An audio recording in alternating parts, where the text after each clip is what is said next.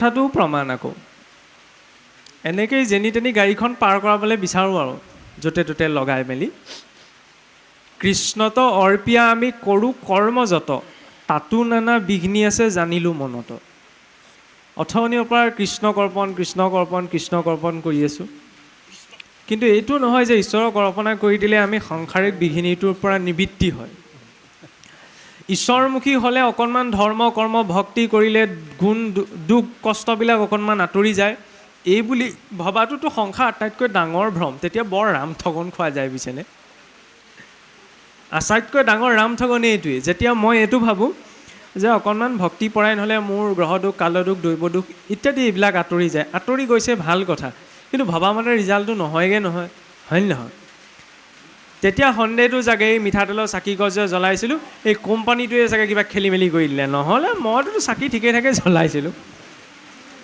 কেতিয়াবা এনেকুৱা হৈ যায় সংসাৰৰ যিখিনি দুখ কষ্ট ভাল বেয়া প্ৰাকৃতিক ক্ৰিয়া সেইখিনিত একো পৰিৱৰ্তন নাহে ভক্তিৰ জৰিয়তে পৰিৱৰ্তন আহে দৃষ্টিটোত ইয়াতো সেই দৃষ্টি পৰিৱৰ্তনৰ কথাই যে সকলোৰে ভিতৰত এজনেই ঈশ্বৰ বাকী যত যিমান আছে ন তেওঁৰেই বিভূতি তেওঁৰেই অংশ আৰু ত্ৰিদেৱৰ ভিতৰত বিষ্ণুৰ শ্ৰেষ্ঠত্বটো এইকাৰণেও দেখুওৱা হৈছে পূৰ্ব সদাচাৰ আৰু দেখাও প্ৰমাণ যতেক মহন্ত মহাজ্ঞানত প্ৰধান পূৰ্বতে যিসকল মহামহন্ত জ্ঞানী আছিল ন তেওঁলোকে জ্ঞানক প্ৰধান জ্ঞানক আগত ৰাখি সকলো উপাসনা কৰিছিল সেইবাবে কি হ'ল কৰন্ত ভকতি বাসুদেৱৰ চৰণে চিত্ত শুৱে নিৰ্মল আনন্দ মিলে মনে পিতৃভূতপতি লোকপাল নিৰন্তৰে শ্ৰাদ্ধ বলি পূজা নকৰিলে বিঘ্নি কৰে বিস্তৰ আয়াসে ভজি পাৱে অল্প ফল জানি ঘূৰৰ ৰূপতে যি মহন্তসকল মনুষ্য উপজিলে বোলে মানুহৰ জন্ম পালে 5 প্ৰকাৰৰ ঋণ লাগে পিতৃ ঋণ ঋষি ঋণ দেৱ ঋণ মনুষ্য ঋণ সুহৃদ ঋণ আৰু এই 5 প্ৰকাৰৰ ঋণৰ পৰা মুক্তি হ'বলৈ বোলে 5 প্ৰকাৰৰ যজ্ঞৰ বিধান আছে ব্ৰহ্মযজ্ঞ দেৱযজ্ঞ নৃযজ্ঞ ভূতযজ্ঞ পিতৃযজ্ঞ অধ্যাপনমটো ব্ৰহ্মযজ্ঞম পিতৃযজ্ঞস্তু তৰ্পণম হোমদেৱ বলিৰ্ভূতা নৃযজ্ঞ অতিথি পূজনম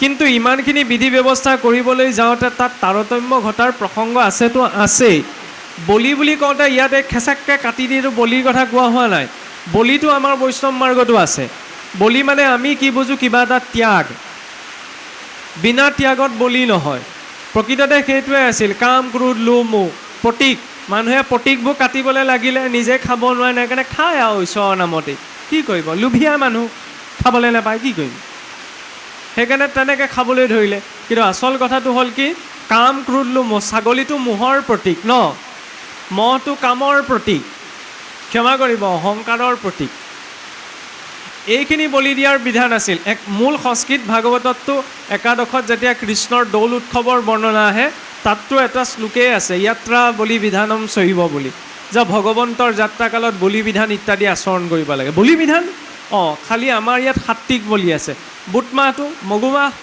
ফুলপাহ গছৰ পাতখিলা ছিঙি আনোতে ইহঁতকো ত্যাগ কৰা গৈছে ন মূল অংশৰ পৰা বিচ্ছেদ কৰা গৈছে এয়া সাত্বিক বলি আমি ব্যৱহাৰ এইকাৰণেই নকৰোঁ কাৰণ শুনিবলৈ বেয়া লাগে কিন্তু বলি আমাৰ বৈষ্ণৱ মাৰ্গত আছে খালি জীৱ এটা হিংসা কৰাৰ পদ্ধতিটো বৈষ্ণৱ মাৰ্গত নাই অকণমান বিতৰ্ক কৰিবলৈ টপিক এটা লাগে নহয় দুদিনমান চলিব লাগিব সেইকাৰণে দি দিছোঁ আৰু মানুহবোৰ অকণ ব্যস্ত থাকিব এই বগা পাতি মেলি আমুকে অমুক ক'লে তমুকে তমুক ক'লে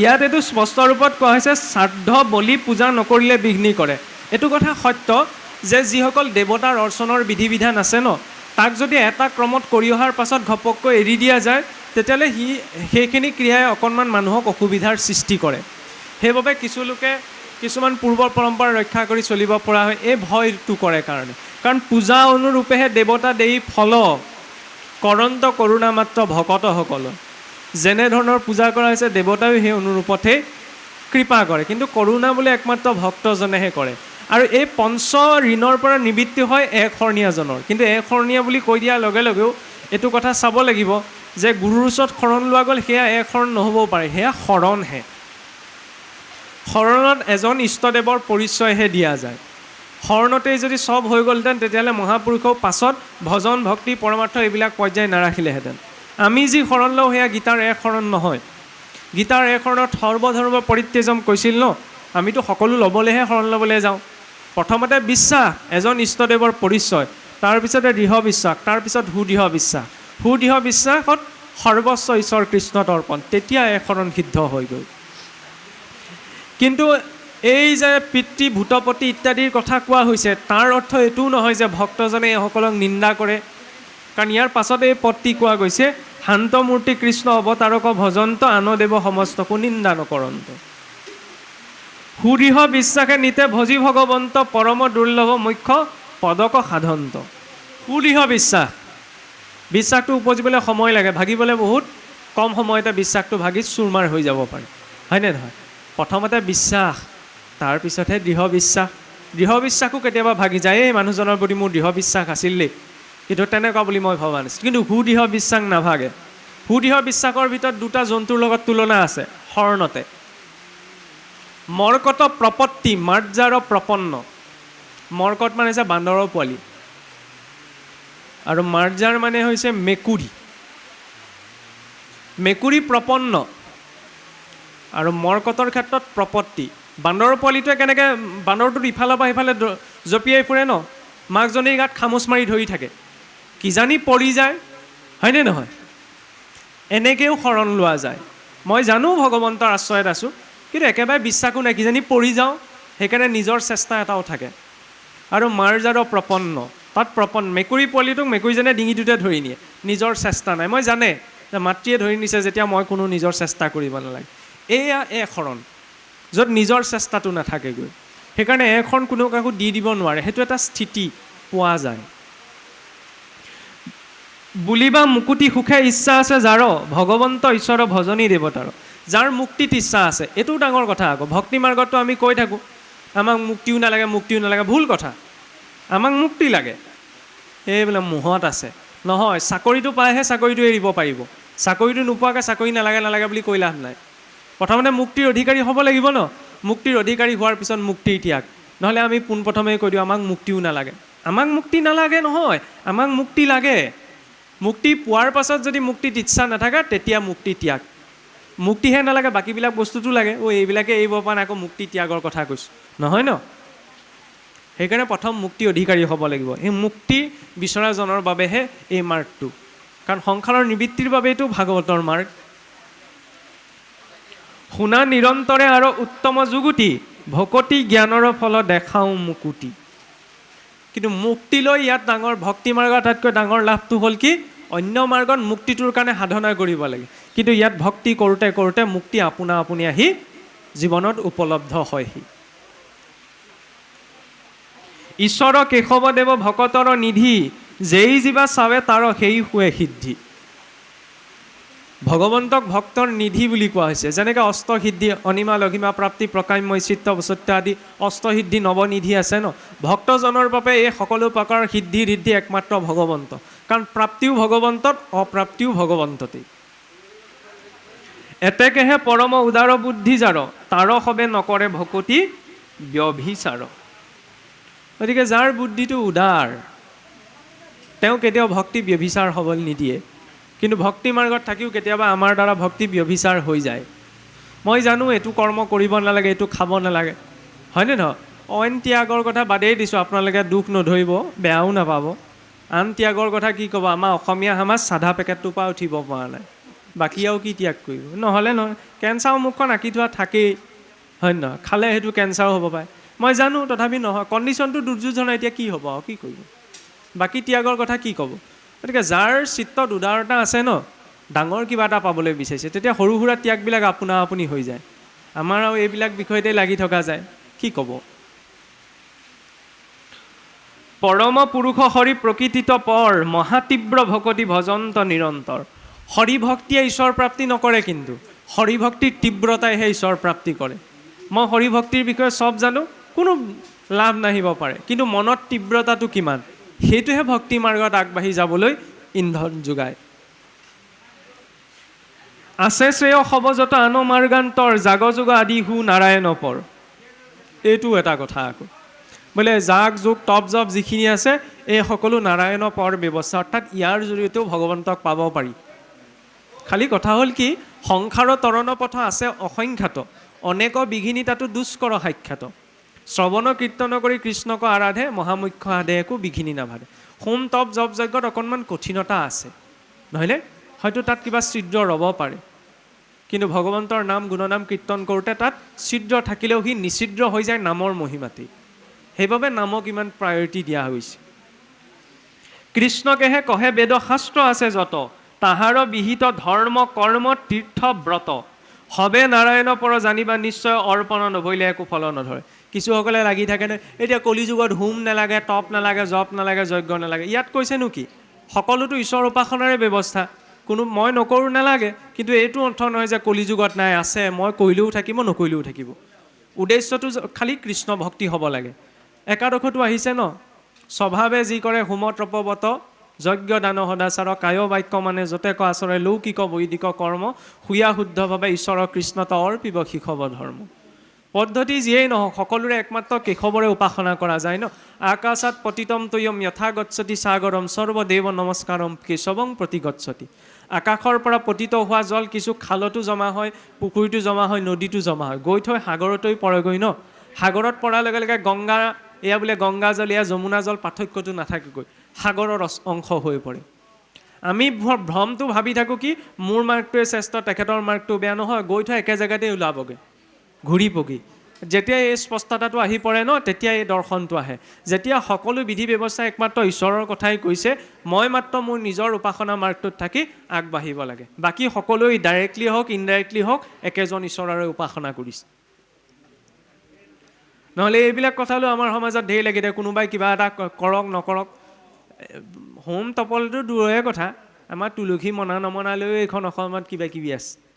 আমি তুলসী মানুহ, আমি তুলসী নহয়, সেইটো মনা নমনাৰ বিষয় হয়। গছজোপা মনালৈ কি কথাটো আছে?